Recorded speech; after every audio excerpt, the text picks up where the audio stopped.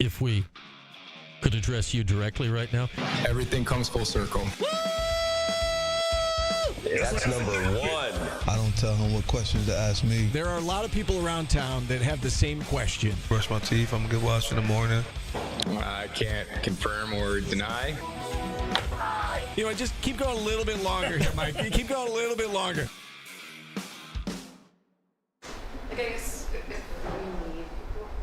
Campus of Syracuse University. This is Newhouse Afternoon. That's right. Another Thursday afternoon.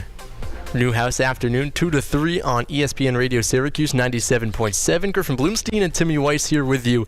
We are missing the third member of our crew, Jasleen Salinas. Yeah, everyone tuning in, if you were hoping to see Jazz, you know, she's a little bit sick right now, unfortunately, so just being Griffin. We'll have to make do. We'll have to make do. We'll get you covered. We'll keep you up to speed with everything throughout this next hour. It's the busiest time of the year for Syracuse sports. Men's basketball, women's basketball, men's crossover lacrosse, season, women's some lacrosse. may say. Yes, that is apparently what they say, according to Timmy.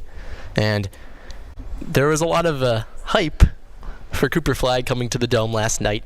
Honestly, I'm not sure whether Syracuse fans were more excited to hear him and watch him play than see Syracuse play, but I think a lot of people were kind of just hoping to see Cooper Flagg play. Once in a lifetime opportunity for some people. You never know what Cooper Flagg might end up doing when he gets to the NBA. I think he'll be the number one overall pick. Easy. Likely will, yeah. And you say that, and he had 11 points last night, and obviously not a great stat line for him, but it's one of the positives from Syracuse. Not too many positives from that game, but shutting down Cooper Flagg, he only played 28 minutes, so it's not like he was needed the whole time. Obviously, a 29-point win. Duke didn't need their start player. Yeah, I guess you could say one sort of bright spot that Cooper Flagg didn't completely dominate the Orange, but the whole team did. The whole rest of the team, I mean, it just was downhill in every single way possible. I mean, it's the one thing that just stands out is Duke is just so much better of a basketball team than Syracuse. And it was not even close. You knew going into the game that Syracuse was totally outmatched. Did you know it was going to be that bad? I hope I knew. Yes. What do you mean no? I don't know if I thought it was going to be 29 points. What do you expect? It's the best. I think the national championship favorite right here. My pick, at least, to win, Duke. Yeah, and then Syracuse has been struggling all season. They haven't been able to play in big games. They don't have a quad 2 win on the season, let alone a quad 1 win. They haven't been able to keep a lot of these matchups close. And so when you're playing the second best team in the country with the best player in the country and a very good supporting cast, Con Knipple is going to be a first-round pick this season. You have Malik Brown, his revenge tour, Malik Brown just put up the most Malik Brown stat line of all time. 6 points, 8 rebounds, 3 steals, and a block. That's just classic. That is classic Malik right there. Malik Brown on the Syracuse team this season, he's such a difference maker. The defense is there. He's always in the right place at the right time. He's so good. You just would have loved to have Malik back. I know. You don't really realize it until you lose him, just how much he meant to that defense. And that was really the main problem last night, Griffin, is that the defense couldn't stop Duke for 1 second. The defense allowed 83 points. Syracuse only put up 54. Just an all-around rough performance. What stood out to me, though, with the defense, Griffin, is really that Duke was just so much more athletic than all of the Orange players. And really, it was Eddie Lampkin, Naheem McLeod, I think, that struggled the most because of that. Because Duke would run pick and rolls. You didn't like what you saw out of Naheem? I mean, he did have one of maybe his best game in Orange, 10 points. Yeah. But I think Naheem was the most exciting player to watch on the court for Syracuse. He was just dunking the ball. He doesn't need to jump. You're right. He was playing well, and you gotta love to see that from Naheem McLeod. But when he is your third leading scorer, I think you might be in trouble a bit. Yeah. That's an understatement. Yeah, it's so that it really explains the game for the Orange. But my main thing that stood out was that Eddie Lampkin and Naheem McLeod were getting the circles ran around them. And guys were just getting to the hoop, running past them. They're too slow. They were not able to compete with any of those guys from Duke. It was weird seeing Syracuse open in a 3-2 zone, play that for a lot of the game. And that was with Eddie in there. And there was a couple of times where you have Duke, who's a very, very good coach team. John Shire was setting back screens to allow their corner shooters to to get open shots. And the first 5-10 minutes of the game, they couldn't get away. They weren't knocking down those shots. But when you have a good team like Duke, they're not going to miss shots a lot. They were hitting a lot of threes to give them a bit of credit. Yeah, I mean, Tyrese Proctor, he had 4 threes. When a team that good shoots 56% from the field and 39% from 3, there's not going to do much to compete with them. And one of the main questions with the Syracuse team right now is Donnie Freeman coming back? And that's an athletic player they could have used last night. It is. And Coach Autry came onto Orange Nation right here on 97.7 earlier today, and he had this to say about when to expect some news about Donnie. We'll probably have a more definitive answer in a couple of hours this afternoon. So we'll know if he's going to finish out the season or not finish out the season. So we should know something probably sometime this afternoon or tomorrow. All right, so Donnie's been out for weeks. Good to hear some news from Adrian Autry. He hasn't spoke much about the Donnie injury, and he's been on the bench in a boot for the past games and been day to day for a while. Yeah, right? And so it's good to hear some news. Hopefully that comes out sooner rather than later. Maybe we'll break some news here on the show. But Donnie, I mean, he's just an athlete. He's the 5-star player. Now, he hasn't lived up to the hype because he's been off the court, and when he's been on, he's been off and on. And so when Donnie plays well, when this team, he just adds another juice, another level. He has the most talent, I think, on this team. He's pure talent. I would agree with you, Griffin. I mean, 5-star, 100%. Pure talent-wise, Donnie Freeman is that guy. You know, I don't know how many games in a row he's missed, around 8, 9 probably. Mm-hmm. Probably around that number.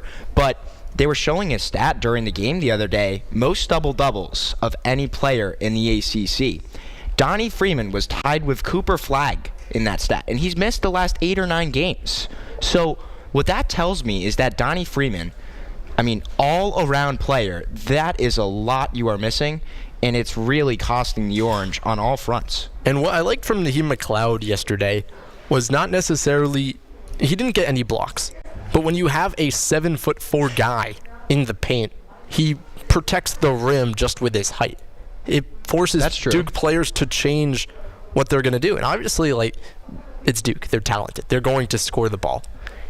Was Naheem the most exciting thing on the floor on the Syracuse side? You know, you could argue it. Just because of how the game went, some of the largest booms from the crowd were when Naheem McLeod was dunking the ball. They had not much else to cheer about, so yes. And they posted that 23,000 fans came to the game, which obviously, if the Duke game, Syracuse, 23,000 is nowhere near where it should be. I did hear, though, that the student section was in very good force. Yeah. I saw the 2 lower bowl sections were full, and a decent amount of the upper bowls for student section was full, which makes you think, where was the general crowd? And I don't blame them. I can't blame them for not showing up. No, you can't. The way that this team has performed. Yeah, you can't. You can't blame the fans for that. But then you also can't yell at the student section the next time. Now, the student section hasn't shown up to the overall course of the games like they did the Duke game. But you can't expect that in right now when this team is below 500, still fighting for a spot in the ACC tournament. Now, luckily, you look at the schedule coming up. They have Miami, they have Boston College, and they have Virginia Tech, and they have NC State, some of the bottom teams in the ACC. And they needed that desperately. And, well, yeah, I mean, maybe that's why they have not come off to a strong start. Now, hopefully, you would like to see them get some of those wins back. They could have beat Notre Dame that first time. They could have beaten the Georgia Techs of the world. But when Syracuse has this schedule, they need to win games. These are not just, okay, it would be nice to win. These are must-win games if you're going to even make it to the ACC tournament. I think you have to win 3 out of those 5 games, probably. At least.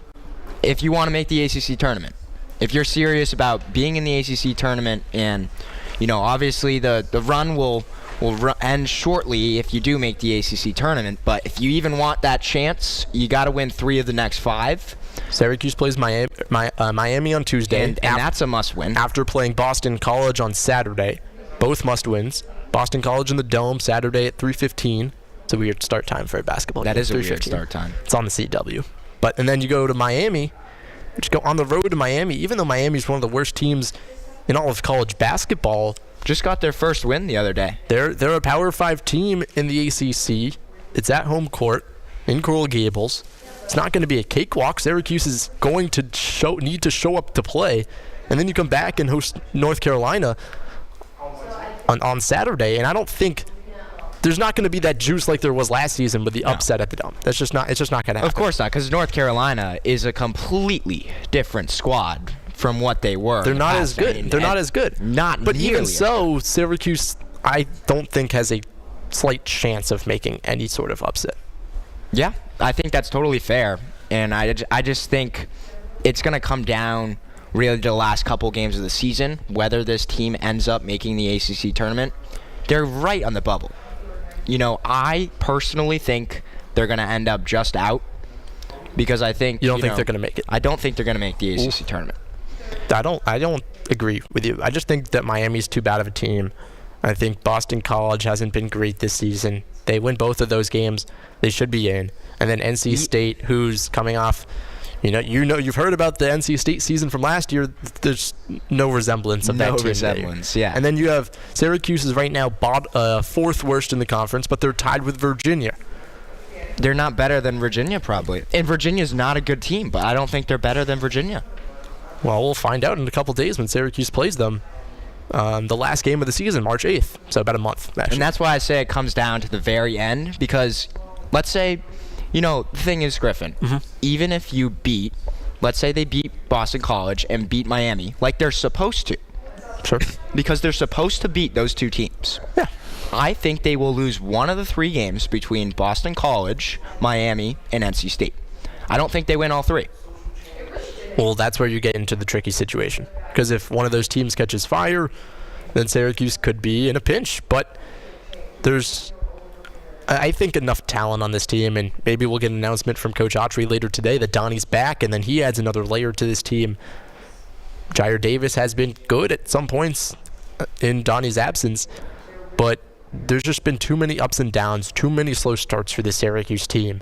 They haven't been able to put a full 40 minutes of basketball together. And story of the season right there. That's the story of the season. You're not going to win games without playing a full 40 minutes. And it's just tough because then you look at the future of this program. Okay, how many of these guys are seniors? How many are graduate students? How many are leaving? You look how many are transferring? How many are going to the draft? Donnie Friedman, you have no idea what his situation is going to be. Chris Bell, he has one more year of eligibility left. Does he stay? The same thing goes with J.J. Starling. The same thing goes with Eddie Lampkin, who's gone. Lucas Taylor's gone. Even the freshmen, you wonder what Donnie Freeman and Elijah Moore are going to do. I think hopefully Elijah Moore is someone that stays. So I think Elijah Moore can be a cornerstone of Syracuse for hopefully the next 3 years. And, hopefully the guys who are scheduled to come next year, Sadiq White, Kyan Anthony, they stay, they come to Syracuse, and this team changes. But unless even more of a miracle than what happened to NC State happens to Syracuse this year, which it's not going to. Yeah, I'm sorry. It's out the door. It's out the door. It's not going to happen.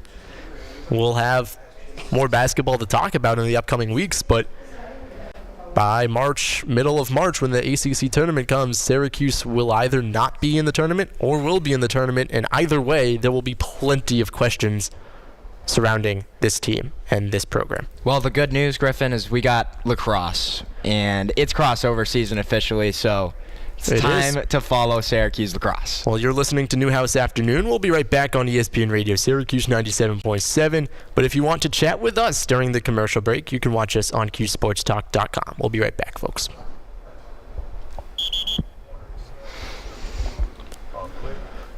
Stuff. I want the Syracuse team. I don't know. I'm a big guy that I love, I always envision myself as a general manager of a team, all video games. I like to play the My League, general manager mode, and NBA 2K. And so, My League franchise mode, whatever you want to call it. Yo, pull up, come on. And so, when I I love recruiting. I love the transfer portal. I just love the ideas of seeing what Syracuse can do. What roster you can build and stuff. I love to build rosters. Just in anything. And so when I look at the Syracuse team and just talking about Syracuse's basketball future and what's going on with that, And so you look at this team right now, who's coming back? Definites. And I can't think of anyone that's like 100% coming back besides Peter Majstorovic. And even that is like Peter Majstorovic could very well just transfer and leave. And anyone else? Well, who do I want back on this team? I want JJ back. Yeah, I want JJ. JJ running the show next season. I want Donnie back. Donnie coming back would be big, but obviously he was projected to be a first-round pick. Is there anyone else you really want back though? Like honestly, I would like to see Elijah Moore. I think he could grow into this team, be a very good shooter. I think he could, depending on I guess if Kyan back earns a starting spot next season. Elijah Moore would be a very, very good sixth man on a March Madness team in the next 2 years. But then, Donnie was projected to be a first-round pick in the next draft, and he hasn't lived up to that expectation. The question is he even a second-round pick now? He has the talent to be, but he hasn't played like it on the court. And then after that, does he come back? Does he go to an SEC school? Does it? Yeah. There's just so many questions for this team about the future. You obviously need to add a center in the transfer portal because you don't got one in the upcoming recruiting class. We had a chatter, SU woohoo. I mean, yeah, JJ's only scored 20 points 6 times this season. Only? That's pretty good. I mean, if he's your star player, you want him to do it more often. And in terms of guys in the ACC, I'm pretty sure JJ is 5th or 6th in top scorers.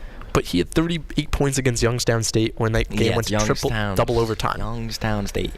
I mean, against March Madness teams this year, JJ put up 4 against Louisville. He put up 12 against Duke. They put up stinkers. 16 on 5 for 13 shooting against Pitt. Clemson was probably the best game he had against a good team. 25 points. But who was that against? Clemson. Oh, really? That's pretty good. And then Texas. Texas isn't going to make the tournament. I don't think they're projected to make the tournament right now. I think they're out of it. Trey Johnson hasn't carried them to the promised land.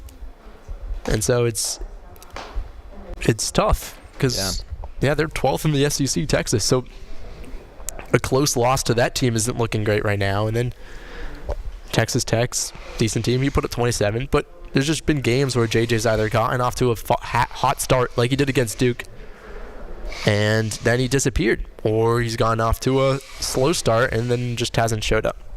But at least you kind of know what you're getting from JJ. I say that after explaining that he's been up and down. Yeah. I mean, when JJ's on, he's on. When he's off, 12 points last night against Duke, and that's just not good enough. So. He scored the first 7 points for Syracuse. And then he just went cold for 20 minutes. I'm not gonna lie, the whole team went cold. Well, yeah. But Team Cloud got hot though. Watch out.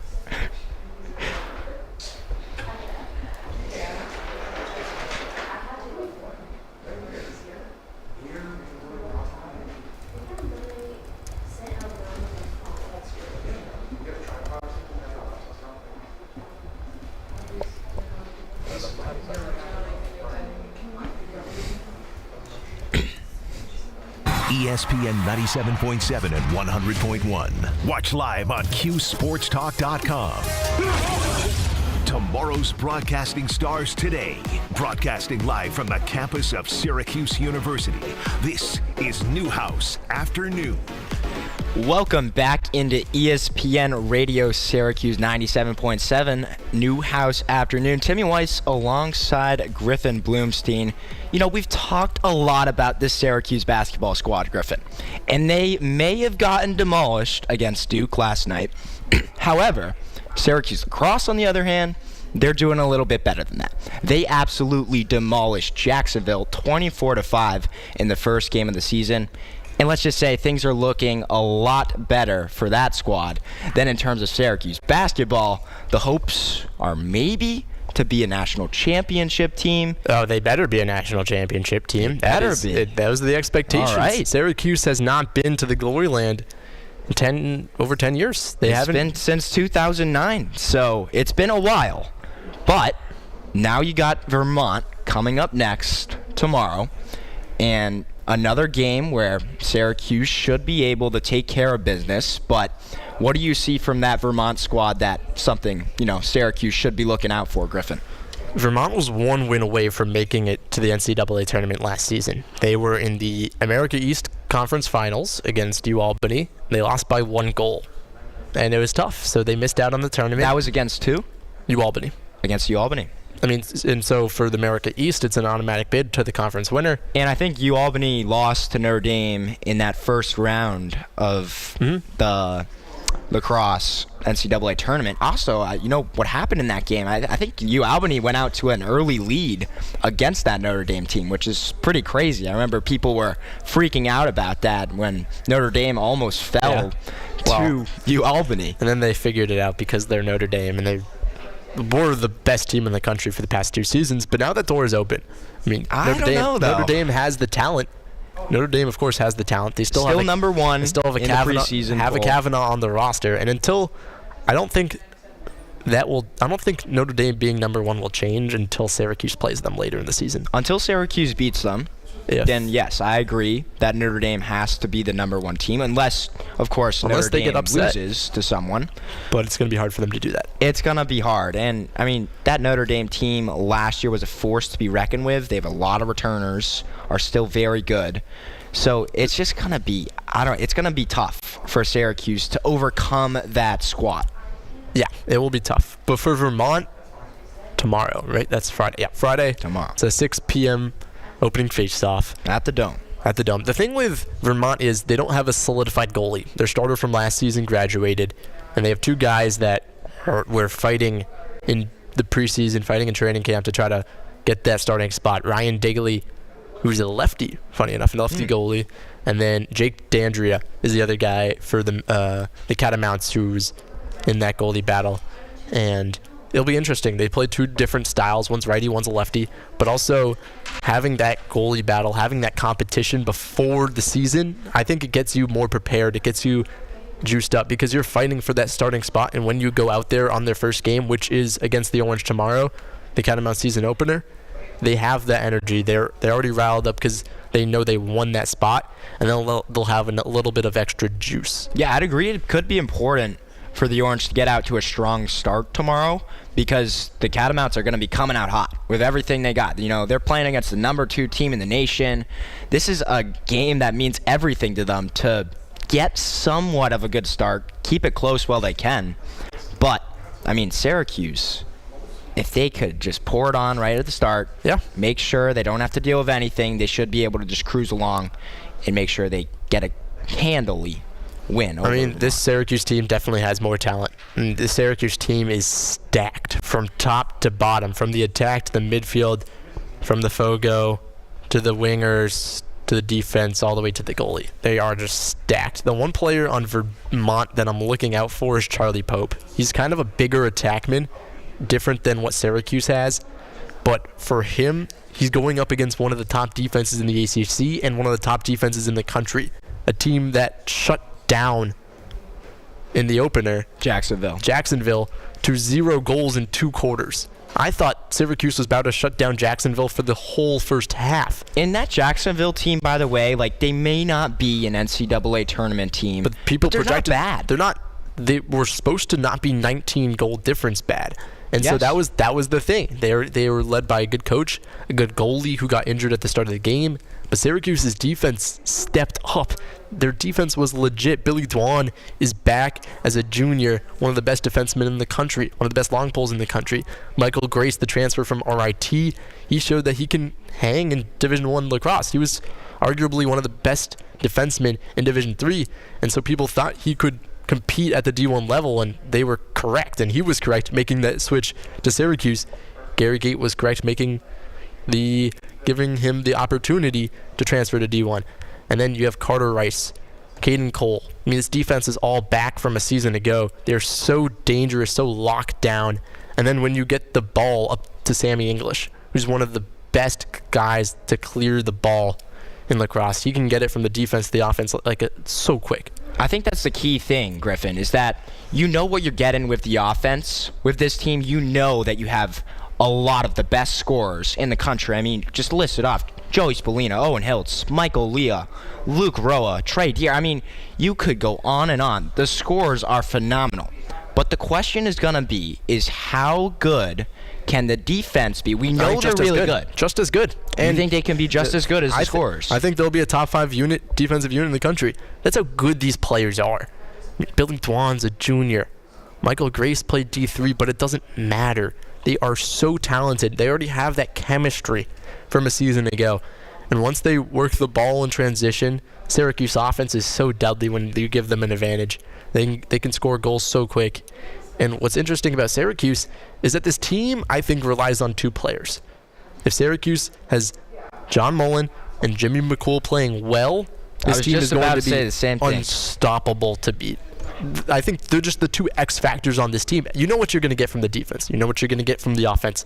If Jimmy McCool is stellar in net and John Mullen is winning you face-off after face-off, it's just going to be impossible to beat Syracuse. Yeah, and Jimmy McCool in net is one of the very interesting things because, like you just said, you think the defense will be top 5 in the country or in the ACC? In the country.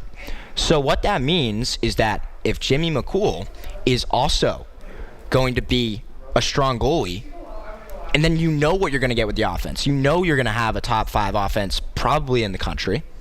That means it's just Jimmy McCool and the Fogo and John Mullen. It's just them that Syracuse is relying on to take them over the hump. And I'm not going to lie, I wasn't completely amazed from what I saw from either of them. I was happy with their performances against Jacksonville. And Jimmy McCool didn't have to do too much against Jacksonville. He only played the first 3 quarters. He barely faced a shot in the first half, but he looked poised. He looked confident, and I mean, there was rumblings last season where he was competing with Will Mark. Like, he showed that he was just as good as Will Mark in net last year, and everyone knows how good of a goalie Will Mark was. What was that? It was the Duke game in the ACC tournament where Will Mark got taken out, Jimmy McCool gets put in. And there wasn't much difference in play. So that's the thing. Jimmy McCool, he's a bigger guy. You had Michael Ippoliti. Some thought that he might have got some action. He played the 4th quarter. He might get some minutes in this season. But Jimmy McCool is that guy. He's big goalie. He's above 6 foot. Michael Ippoliti is 5'8". He looked tiny in that net, although they have way 2 different play styles. But what Jimmy McCool brings to this team, he brings character. He brings energy in that net, like what Will Mark did. Jimmy McCool not afraid to leave his cage. To come out. In that first game, I was amazed with how much he was leaving his cage. He would get way out there, almost more than any goalie I've ever seen. And so with the new face-off rule with John Mullen, if you have a violation on one of the face-offs, you can't go out and do the next one. And John Mullen last season, one of the issues was he was getting a decent amount of violations. But in this game, he won about 60% of his face-offs, which if you can go 60% over the course of a season, that's spectacular. But against Jacksonville, I would have liked him to touch the upper 60s just because that's how dominant he was. And so he was towards the end of the season, he was fighting Mason Cone for that starting spot. He was getting more time in the ACC tournament, in the NCAA tournament, than Mason Cone at times. And so I like what I see from John Mullen. I like what I see from Jimmy McCool. You know what you're going to get from the offense and the defense. Those are the 2 guys that need to play to the top of their level if Syracuse is going to compete and eventually win the national championship. So do you think the national championship is going to happen this year? Well, it's obviously going to happen. The question is, will Syracuse be playing it? Is Syracuse going to win the national championship? Well, Syracuse is 1 game into the season, but I think based on what I saw against Jacksonville, I can't see any other team winning it. Wow. I think there you heard it. Griffin Bloomstein thinks Syracuse lacrosse will win the national championship. Well, we're up against a break here on Newhouse Afternoon, but stick around because we got some Syracuse women's lacrosse to talk about right after the break.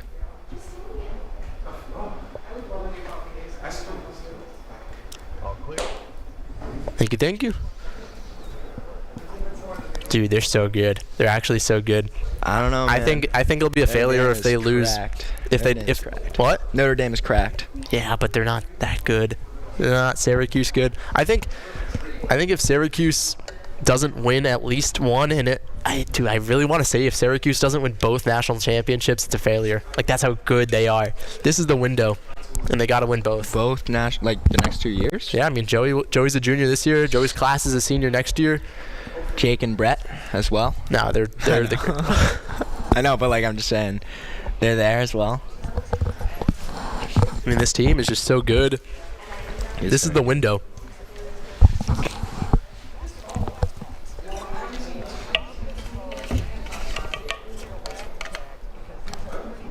And you know what I want to happen? Is I want the NCAA to give them their championship they took away back. And all this NIL and everything. And Milo's watching our show. Yeah, I saw that. That's funny. And then if you're tuning in, Milo, feel free to say something in the chat. The 1990 men's lacrosse championship that got taken away because of some NCAA violations. I think. Do you know how to pronounce this person's last name? Yeah, it's Volpe? yeah. Volpe? I think they'll get that back. They'll go back to having 11 national championships, although Syracuse claims they have 11, which I mean, I agree. I think the world of NCAA violations is a little overkill in this day and age. They gave Reggie Bush his Heisman back, so they're doing anything these days. But they're so good. I think Gary will win 2 national championships. He'll retire, hand the keys off to John O'Dearna. Syracuse goes into the college lacrosse world, solidify #1 overall in the true blue blood. Say goodbye to Hopkins. Say goodbye to Hopkins. Syracuse back on top. When was the last time Hopkins won a national championship? Probably around the same time as Syracuse, I think. That's what I'm gonna guess. Hopkins is just Hopkins. They're nasty. Yeah, but it's probably around it's been a while. They won 2007. So yeah, it's also been a while. But then Notre Dame has come up. Maryland has been elite. Duke's gonna have a rough season. I don't think they'll be as good as last year. They're still very good. Notre Dame's only won 2 in the past 2 years. Maryland's. I mean, all the ACC schools are nasty, always. Yeah, I mean, they'll obviously be good. I don't think they'll be that good. I think they'll be pretty damn good. No Brendan O'Neill. He was so tough. Aiden McGuire, Seb's alum. Really? Yeah, he's a beast. At Duke? Yeah, he's a starter for Duke. He's one player I'm a little worried about is this kid from UNC who was a freshman last year. Is nasty. Owen Duffy. Heard of them. Where did he go to school? Okay. Long Island, probably. Sounds familiar. He was the #1 recruit 2 years ago. Name sounds familiar.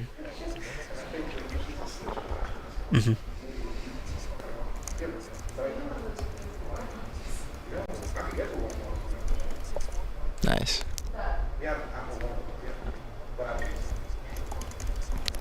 And then I think, but that kid's he's a little ways away. All right, so we're just gonna preview all the positions and stuff.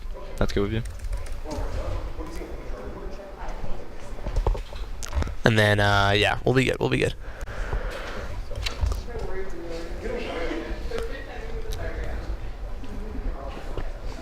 We'll have to keep this short a little.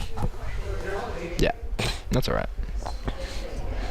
Wonder if anyone in the chat knows Syracuse about to win back-to-back natties.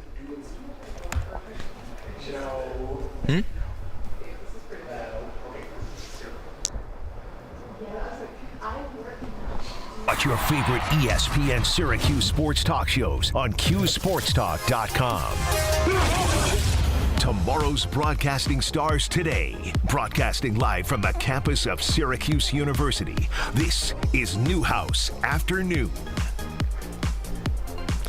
Welcome back into ESPN Radio Syracuse 97.7. Newhouse Afternoon. Timmy Weiss alongside Griffin Bloomstein. Griffin, we just talked a lot about Syracuse men's lacrosse. We did. And a lot about the high hopes that they have for the season. But Syracuse women's lacrosse has been a force to be reckoned with the last couple of years. They have. Been a dominant program, and they're still going to be a very good team this year.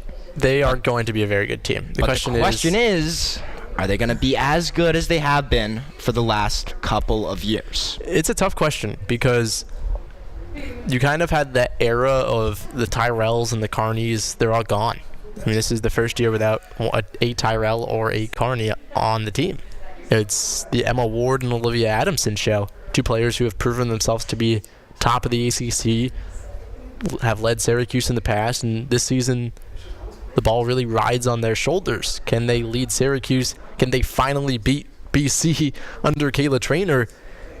But it's a lot of young players for Syracuse that are going to have to step up. Delaney Schweitzer, no longer the Syracuse goalkeeper. Yeah, she's out. Daniela Gayette is in. We'll see how that adjustment goes. It's an extremely different team, Griffin. And so we'll start with the goalies. I mean, how do you think that will affect the team that Delaney Schweitzer is out? Because she is probably one of the best goalies in all of college lacrosse that you're losing there. By the way, Syracuse first game tomorrow against UAlbany. So we'll see them in action right away starting tomorrow. Yeah, I don't know, Griffin. It's going a to big be loss. It's going to be rough. I think just what Delaney Schweitzer provided you in net coming over from USC, she provided you stability. You knew she was going to be one of the top goalkeepers in the country. And unfortunately, she left to Northwestern, and now that left a void for Syracuse to fill. And Daniela Gayette, she's been with Syracuse for a couple of years. Now she's going to hasn't played too much, too. No, hasn't played too much. Presumably going to step into that starting role. And hopefully, I mean, I'm not sure. We don't really have much expectations for her because we haven't seen her play too much. And so it'll be interesting to see how she does. And then over on the defensive side of the ball, you lose a lot of pieces. But you have Casey Benoit, who was a freshman last season, one of the best defenders in the ACC, in front of her.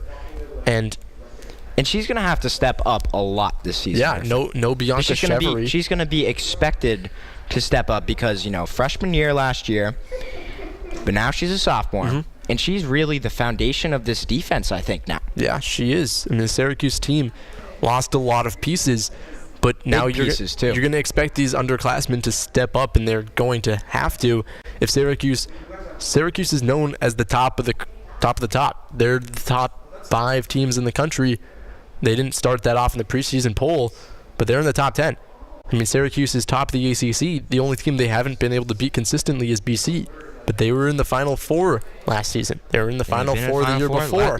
Last couple seasons. When you expect what to see of Syracuse women's lacrosse, it's the Final Four. It's championship being weekend. One of the best of the best. And so it'll be interesting to see how they do it. There's 2 freshmen from last season that were injured before the year even started, Alexa Vogelman and Ashley Volpe.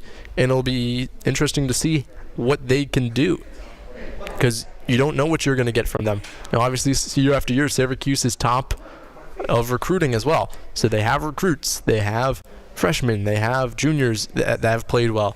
And then you have the supporting cast of Emma Muchnick, Jolie Caramelli, and Peyton Rowley all coming back, who have provided pieces. They haven't been stars at Syracuse yet, but one of those players could be that next star and lead Syracuse to the promised land. Yeah, and that's the big thing, is seeing who is going to step up this year with all of the massive losses. I mean, we talked about the defense and the goalies and the goalie, but the main thing, Griffin, is that midfield.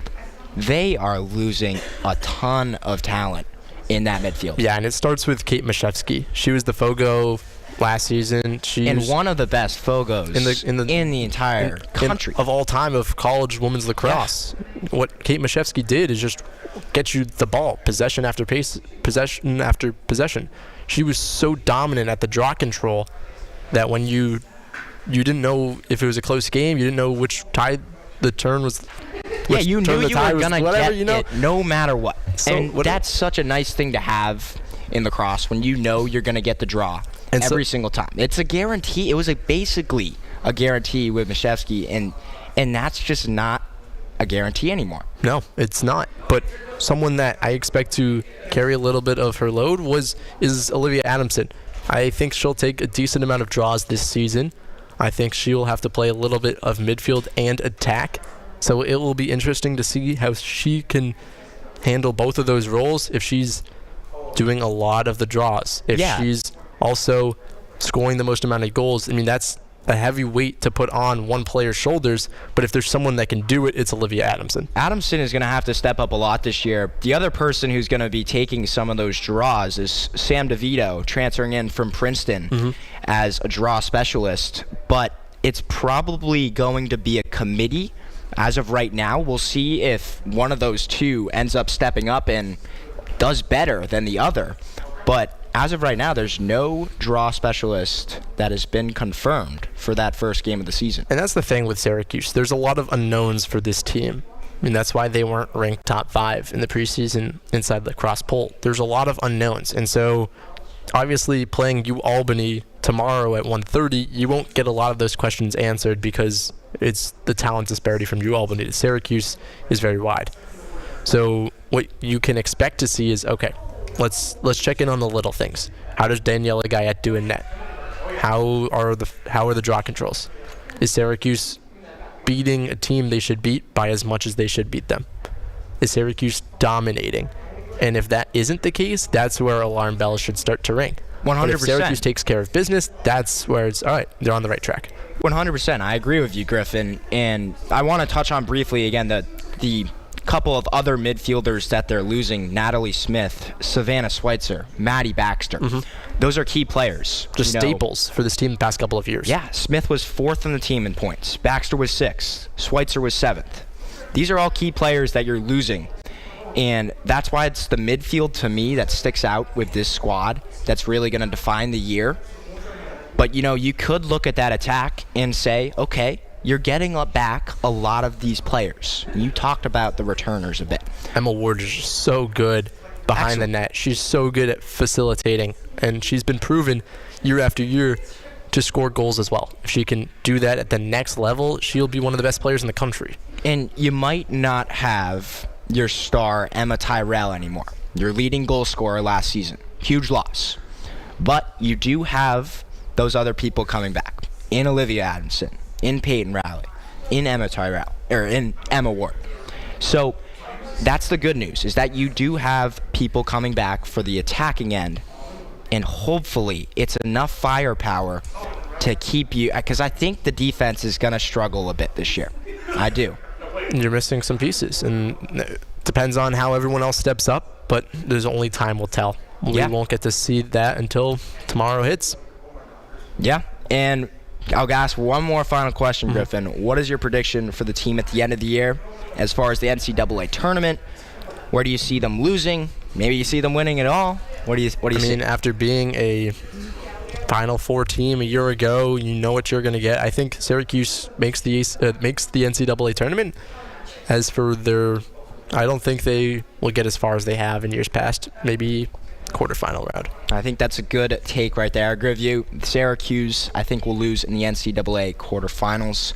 Well, we're up against a break here, but we do have some more Syracuse stuff to talk about. Syracuse women's basketball on the other end, and a little bit of Super Bowl talk. So you won't want to miss that. Please stick around with me and Griffin on Newhouse Afternoon.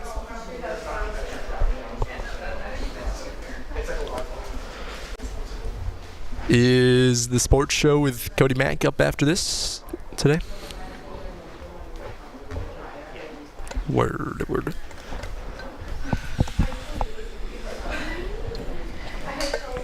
Yeah, I'm excited for. I like lacrosse. After such a rough basketball season, I'm excited lacrosse and having two good lacrosse teams is so exciting. It is exciting. Although the it's kind of weird. Is so good. Like they're so good. They're actually disgusting. Like it's. I know you and I are like decent lacrosse fans coming into Syracuse, and then watching them be good but not great, not getting over that hump. When they should have beat Denver. As a team they could have should have beat, but Denver played really well in the quarterfinals. But these are the 2 years we have the best 2 seasons of Syracuse lacrosse in the past decade, probably. Yeah. To see time. Now or never. Well, yes, we'll probably still keep not, being not, good. Not now or never. Obviously, Syracuse will always be good. Hopefully. I hope so. But after a bit of a drought, Syracuse is the blue blood. You gotta maintain that status, or else your blood will turn red. Wow, that was a bit of a bar right there. What? Or else your blood will turn red. Well, that's like the saying. You have schools like Who's the teams in red? in red. Like, Well, just like the literally red, former or- Blue Bloods that are not Blue Bloods. Who else are I the was trying to former make a Blue joke. It was I mean, it's just well, Syracuse and Hopkins haven't played, haven't gotten an NCAA tournament in 10 plus years. No, obviously they're still the Blue Bloods of this. Haven't won. Yeah. They're obviously still the Blue Bloods of the sport, but Right. eventually that Blue Blood turns red. I don't know. I thought that was that was just a creative little thing. I thought it was funny. I guess you don't think it's funny. No, I laugh in a bit. Okay. A little bit. All right. I don't like the Super Bowl. I do like the Super Bowl. All right. What else do we have to talk about? What were off-air things we were gonna say?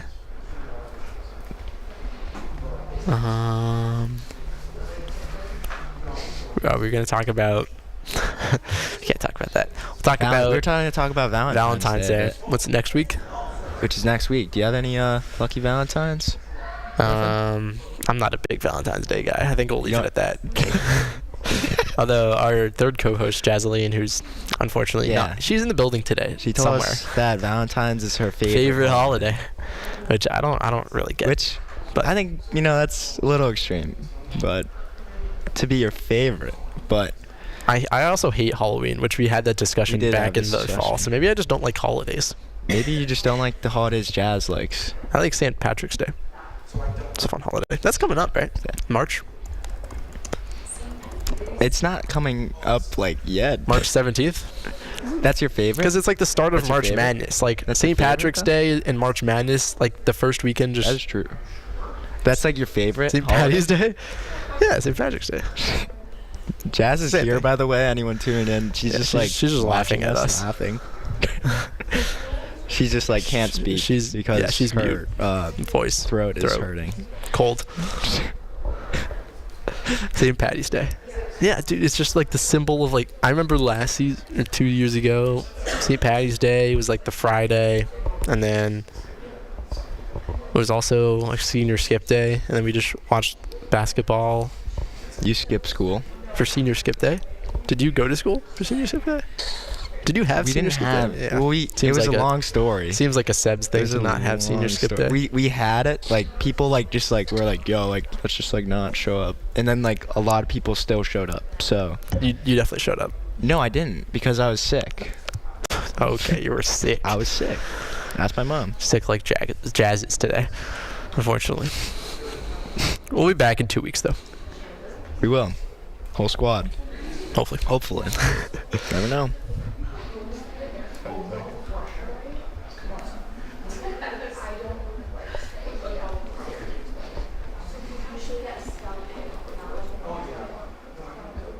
Sportstalk.com. Tomorrow's broadcasting stars today. Broadcasting live from the campus of Syracuse University. This is Newhouse Afternoon.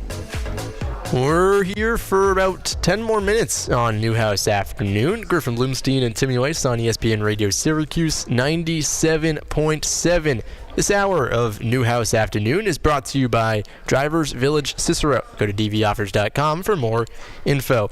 Timmy, we got one last sport to talk about here on the Hill. Syracuse women's basketball. They play Virginia Tech tonight down in Blacksburg. 6 p.m. tip. The Hokies are a pretty good team. 15-7 record. First-year head coach. They're pretty good, but they're not that No. good. They're 6-5 in the ACC, so nothing special. Above 500. Above 500 and a very good ACC. Respectable. So they're pretty good. They're definitely better than Syracuse. But it's a game you would hope Syracuse can compete in. I mean, it's been rough. 2-8 in ACC play, but off a close loss to Virginia, and then before that, a big win on the road against Clemson. Maybe Syracuse is a road team. Maybe. I'd say this is still going to be a tough game for Syracuse. They're going to have to play really well if they want to win. Mm-hmm. But they've been showing some better signs as of late.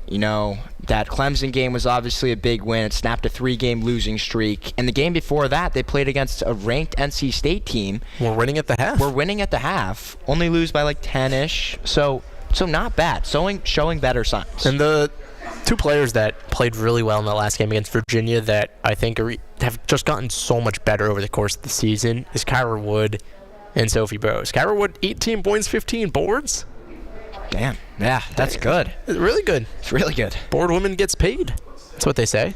I mean, Kyra Wood has been also just playing well in the last 5-6 games. She was out for a little bit, and then she came back, 18 and 15, 5 offensive rebounds, 2 blocks, 3 assists.